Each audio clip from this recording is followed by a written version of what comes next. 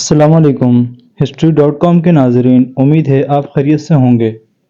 آج ہم جس شخصیت کے بارے میں بات کرنے جا رہے ہیں اس پر تاریخ کے مورخوں میں بہت زیادہ بحث پائی جاتی ہے۔ دنیا بھر کے مورخ اور تاریخ کے طالب علم اس بات پر متفق ہیں کہ سلطان محمود غزنوی دنیا کے بڑے فاتحین میں سے ایک ہیں۔ اس کے ساتھ ساتھ سلطان محمود غزنوی کی شخصیت کو متنازع بنانے کی بھی کوشش کی جاتی ہے۔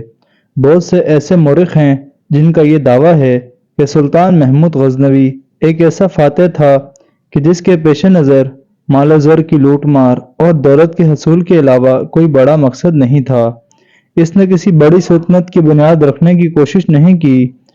اگر وہ چاہتا تو ایک مستحکم اور بڑی سلطنت کی بنیاد رکھ سکتا تھا جو کہ کافی عرصے تک پائیدار اور قائم رہ سکتی تھی۔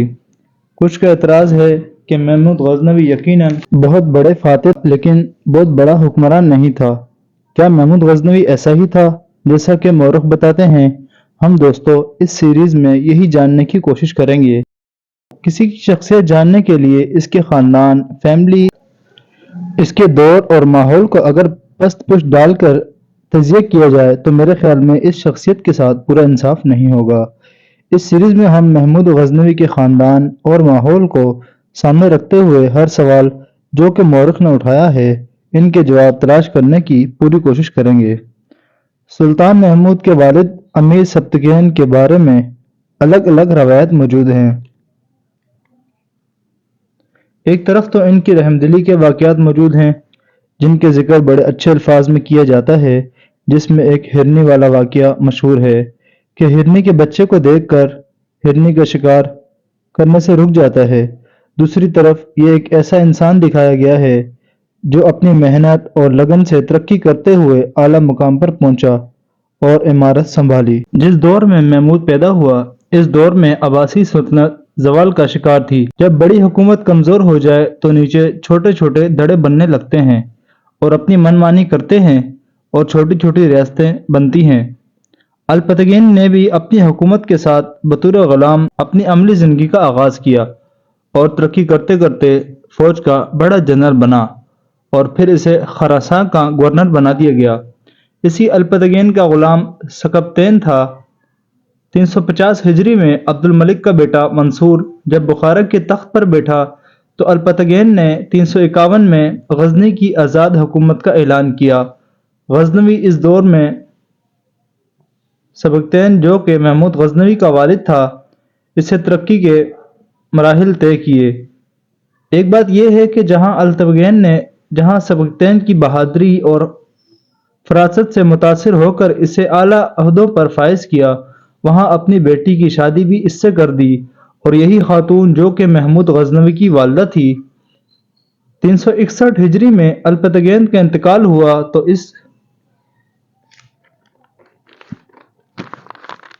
اس کا بیٹا ابو الاسحاق تخت پر بیٹھا۔ اس نے 2 سال حکومت کی اور 367 میں فوت ہوا۔ اسحاق کا کوئی اولاد نہیں تھی اور نہ کوئی عزیز، اگر کوئی تھا تو وہ سبکتین تھا۔ دربار کے امراء کے مشورے سے سبکتین کو غزنی کا حکمران بنا دیا گیا۔ غزنی بننے سے پہلے محمود پیدا ہو چکا تھا۔ اس کی تاریخ پیدائش 9 محرم 367 ہجری بتائی جاتی ہے۔ قدیم حکمرانوں اور ان کے حوالے سے ان کی اولاد کے بارے میں تاریخوں اور تذکروں میں طرح طرح کی روایات بھری ہوئی ہیں۔ ایسی ہی ایک روایت محمود غزنوی کی پیدائش سے بھی تعلق رکھتی ہے۔ کہا جاتا ہے جس رات محمود پیدا ہوا اس رات امیر سکبتین نے ایک خواب میں دیکھا کہ اس کے گھر کے آنگن میں ایک پودا اگ رہا ہے جو اس کے دیکھتے ہی دیکھتے ایک تناور درخت میں تبدیل ہو گیا۔ پھر اس کی شاخیں اتنی پھیلی کہ لاتعداد لوگ اس کے سائے میں بیٹھ گئے۔ اسی رات کے آخری پہر میں محمود پیدا ہوا۔ امیر سبکتین نے اس خواب کو مبارک سمجھا اور اپنے نومولود بیٹے کی اقبال مندی سے تعبیر کیا۔ جب امیر سکبتین غزنی کا حکمران بنا تو اس وقت محمود غزنوی کی عمر 9 برس کے لگ بھگ تھی۔ اس دور کے جغرافیائی بھی پیش نظر رکھنا چاہیے۔ اس وقت پنجاب کے راجا جے پال اور غزنی کی سرحدیں ایک دوسرے سے ملی ہوئی تھی۔ جے پال کی فوجیں اکثر سرحدوں پر چھیڑ چھاڑ کرتی رہتی تھیں۔ اس نے امیر سکبتین کے خلاف محاذ قائم کرنے کے لیے افغان سردار شیخ حمید لودھی کو بھی اپنے ساتھ ملا لیا۔ اس بات سے کوئی انکار نہیں کر سکتا کہ محمود غزنوی ذہین انسان تھا۔ نوعمر ہونے کے باوجود وہ اس وقت کے حالات کو بہت اچھی طرح سمجھنے کی کوشش کر رہا تھا، اور چونکہ وہ جانتا تھا کہ کل اسے ہی حکومت سنبھالنی ہے، اسی لیے وہ ملکی سیاست کو غور سے دیکھتا تھا۔ اس حقیقت میں کوئی شبہ نہیں کہ امیر سکھپتین خود راجہ جے پال سے لڑائی تو کجا چھیڑ چھاڑ کرنے کے لیے بھی آمادہ نہیں تھا۔ جے پال اس کے خلاف مسلسل ایسے اقدامات کر رہا تھا جس کی وجہ سے سکھپتین کے خلاف لڑائی کے لیے حرکت کی، تو سکھپتین نے بھی اپنی جانبازوں کو لیا اور ہندوستان کی سرحد عبور کی۔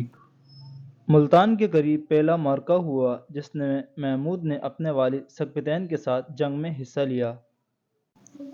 گھوڑے کی پیٹھ پر سوار وہ پہلی بار دیکھ رہا تھا کہ جنگ کیا ہوتی ہے۔ وہ خود اس منظر کا شاہد بھی تھا اور اس جنگ میں حصہ بھی لے رہا تھا، اور جب دونوں فوجوں کی تلواریں ٹکرائیں تو محمود نے بھی اپنی تلوار نیام سے نکالی، اور اس کے بعد اس کی زندگی کا بیشتر حصہ تلوار زنی میں ہی بسر ہوا۔ یہ جنگ 3 دنوں تک لڑی گئی۔ جنگ کا فیصلہ سکھپتین کے حق میں ہوا، جس کی فوج یقیناً جے پال اور اس کے حامیوں کی فوج سے زیادہ بہادر لیکن تعداد میں کم تھی۔ جے پال نے صلح کی درخواست کی۔ کیا امیر سکھپتین نے صلح کی درخواست قبول کی یا پھر جے پال کو قتل کیا؟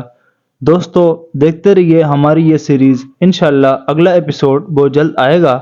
اس طرح ہم یہ پوری سیریز کمپلیٹ کریں گے، اور ہم تاریخ کے اوراق کو جانیں گے کہ حقیقت کیا ہے اور مورخ کیا لکھتے رہے، کہ آیا سلطان غزنی واقعی لٹیرا تھا یا مسلمانوں کا ہیرو تھا؟